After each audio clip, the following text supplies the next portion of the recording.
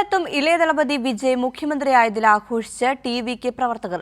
നല്ലതേ നടക്കൂ എന്ന വിജയുടെ മുദ്രാവാക്യം പ്രവർത്തകർ ഏറ്റെടുത്തു.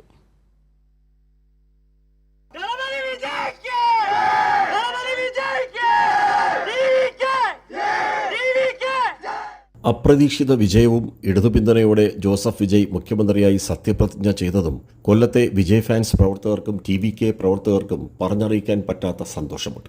എല്ലാം ഒരു സിനിമാ കഥ പോലെ. കൊല്ലം വി പാർക്കിൽ ലെറ്റർ വിതരണം ചെയ്തും മുദ്രാവാക്യം വിളിച്ചും ടി.വി.കെയുടെ ചരിത്ര വിജയം അവർ ആഘോഷിച്ചു.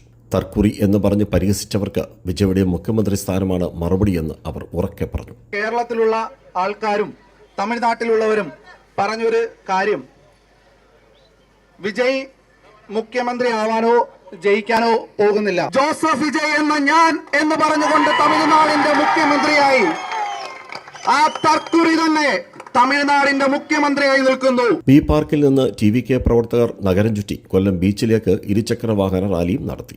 രാജ്കുമാർ, കൈരളി ന്യൂസ്, കൊല്ലം.